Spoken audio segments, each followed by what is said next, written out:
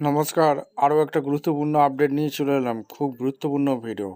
চ্যানেলে নতুন হয়ে থাকলে চ্যানেলটাকে সাবস্ক্রাইব করে বেল আইকনটা টিপে রাখতে হবে লেটেস্ট গুরুত্বপূর্ণ আপডেট পাওয়ার জন্য। স্টেপ টু স্টেপ আজকের আপডেটটি আপনাদের সামনে তুলে ধরছি। আজকে কথা বলবো চুক্তিভিত্তিক কর্মীদের নিয়ে। চুক্তিভিত্তিক কর্মীদের নিয়ে বেতন বৃদ্ধির তারা দাবি জানাচ্ছে। বেতন বৃদ্ধির দাবি জানাচ্ছে, স্থায়ীকরণ করার দাবি জানাচ্ছে। বেতন বৃদ্ধি হবে কি? কী আপডেট উঠে আসছে আজকের এই ভিডিওতে বিস্তারিতভাবে ব্যাখ্যা করব। চ্যানেলে নতুন হয়ে থাকলে চ্যানেলটাকে সাবস্ক্রাইব করে বেল আইকনটা টিপে রাখতে হবে। সমকাজে সমবেতন এবার স্থায়ীকরণের মেগা দাবিতে সরব রাজ্যের চুক্তিভিত্তিক স্বাস্থ্যকর্মীরা। দাবি এক, দফা এক, রাজ্য জুড়ে প্রবল আন্দোলনে নামছেন এনএইচএম চুক্তিবদ্ধ কর্মীরা। প্রকাশ্যে চাঞ্চল্যকর পোস্টার। দিনরাত এক করে মানুষের সেবা করা সত্ত্বেও বেতনের ক্ষেত্রে চরম বৈষম্য কেন?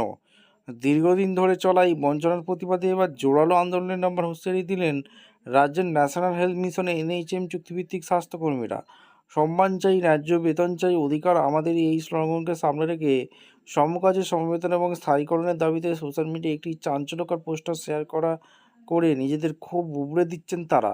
পোস্টারে অত্যন্ত স্পষ্টভাবে বোঝানো হয়েছে যে সমকাজে সমবেতন মানে অন্য রাজ্যের সাথে বেতনের তুলনা করা নয়। এর অর্থ হলো একই রাজ্যে একই প্রতিষ্ঠানে একই ধরনের কাজে দায়িত্ব কর্মঘণ্টা পালন করলে এখানে একজন অস্থায়ী কর্মীকেও সেই পদে কর্মরত স্থায়ী কর্মীর সমপরিমাণ মূল বেতন দিতে হবে।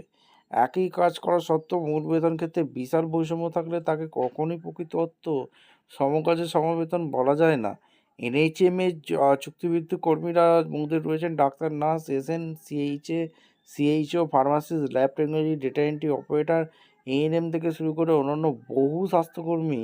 করোনা মহামারী হোক বা যে কোনো আপৎকালীন পরিস্থিতি, এরাই রাজ্যের স্বাস্থ্য পরিষেবা সচল রাখেন।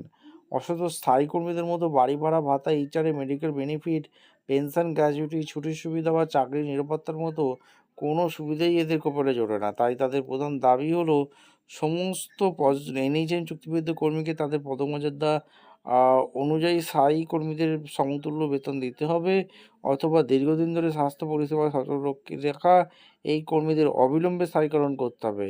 আপনাদের মতামত অবশ্যই কমেন্ট সেকশনে জানাবেন। দেখা হচ্ছে কোনো পরবর্তী ভিডিও। ধন্যবাদ।